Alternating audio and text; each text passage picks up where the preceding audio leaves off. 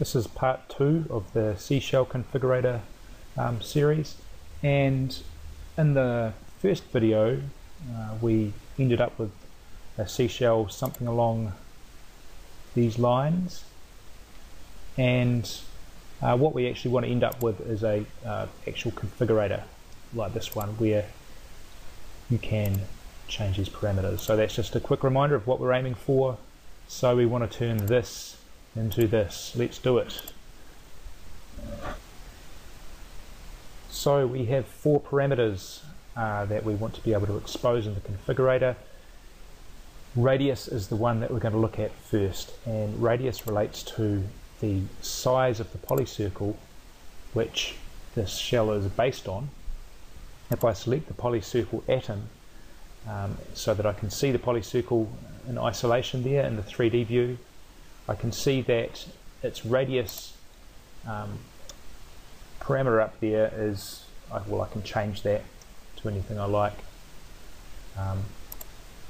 but what I can't do at the moment is I can't change that in the configurator. I want to be able to make that happen. So let's create a float atom, which says a grey node, which means it's a value node, and a float is a type of number value which can have decimal places, as opposed to an integer which has to be a whole number, which we'll see shortly.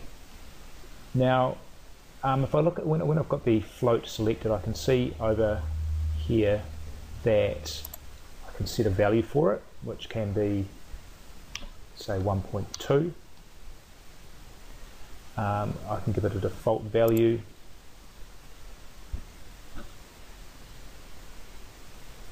which I'm also going to make 1.2, and I can set minimum and maximum sizes as well. Well, let's come back to that. First of all, let's connect the float up to the radius input of the polycircle, and if I select the polycircle and the float and alter the value on the float, we'll see that changing. But of course I want to be able to alter that float value at any point, even in the configurator. So what I will do is I'll select that, I'll right click on the float node and I'll select sticky, and that will mean that no matter what I have selected, that particular node is going to be editable in the parameter view up here. It also means that it's going to be exposed in spoke view.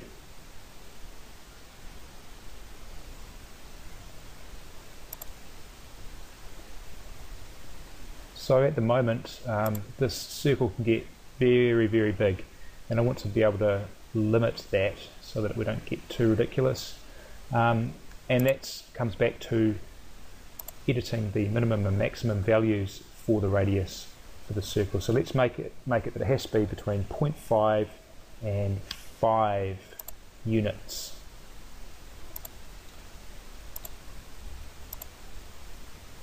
That's better.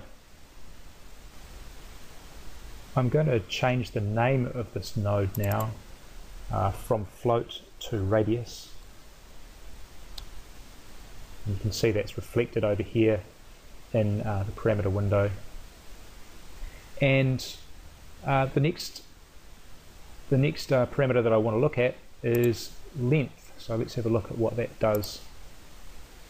Okay, so that's affecting the number of copies that we make when we rotate the circle. And if we look in the copy atom, we can see there's an input there for number of copies. Now you can only have a whole number of copies. It doesn't make sense to say I want 1.2 or 1.5 copies. So I'm going to create another value node, but this time it's going to be an integer which only deals with whole numbers.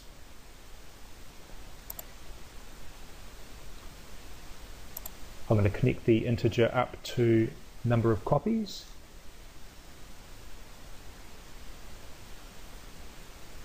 I'm going to make it sticky,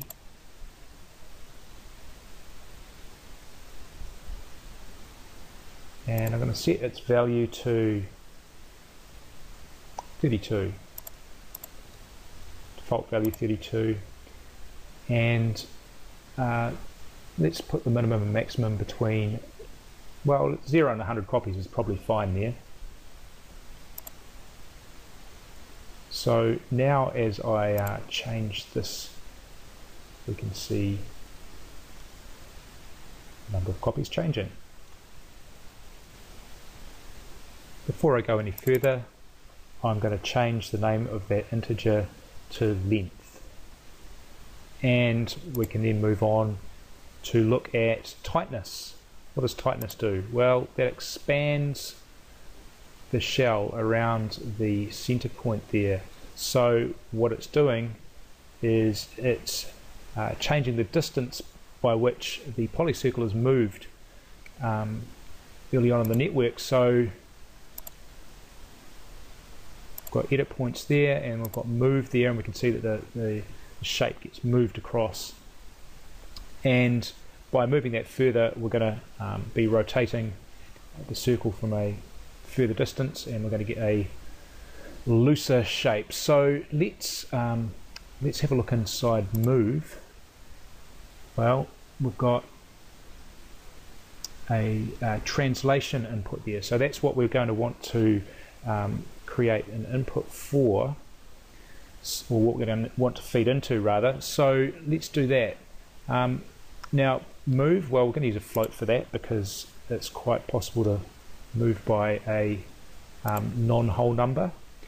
And why not change the name of it now to tightness, and let's make it sticky now. Now if I try and connect this up to move, well, that might seem like it worked, but if we actually open up and take a look at what happened there, well, it connected that float to nudge amount, which is an adjustment control that you can use on the move node to just control the precision when you're moving things around. But that's not what I want to connect it to. I want to connect it to the translation input, but I can't because the translation input is a vector value and this is a float value. So I'm going to disconnect that, and I'm going to create a conversion node which is called a XYZ to vector node.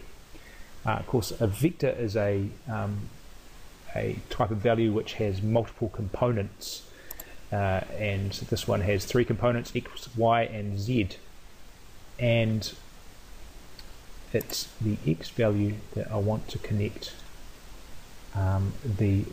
this tightness value here to, because that's the axis which I'm going to be wanting to move the shape on. Now that I've got this vector value that output from XYZ to vector, I can connect it to move, and if we just check there, we can see that it has indeed connected to the translation input.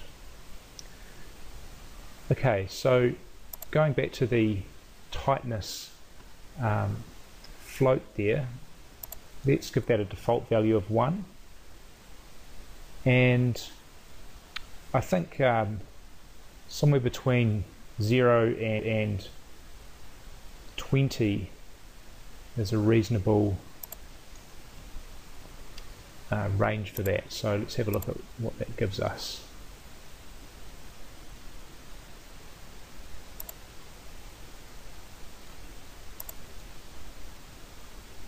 Oh, let's just increase the length there and adjust the tightness, and yeah, that's done the trick.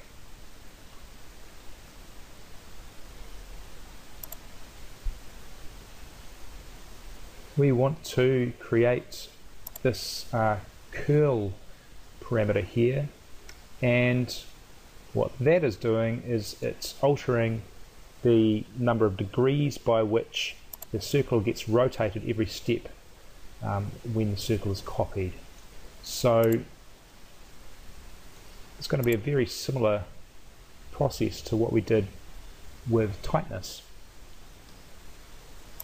So I'm going to create a float again, rename it curl, and make it sticky.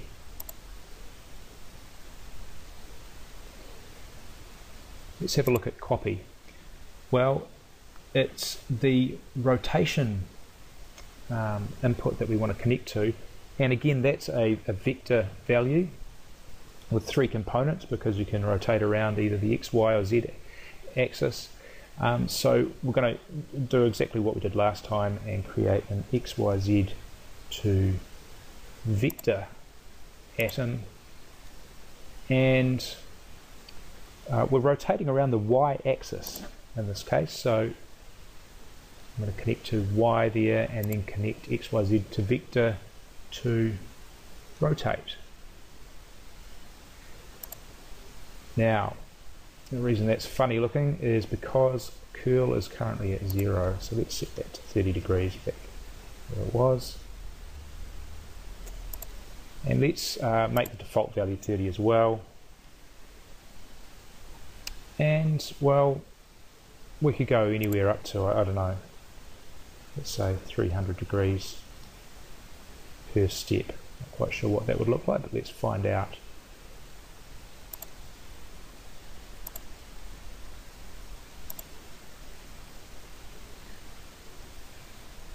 Quite interesting.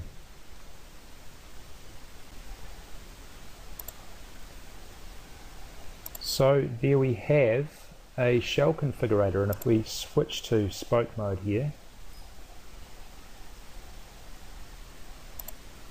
we can see we've got all of those available to us now in the configurator. And that's the end of this series of 2 videos.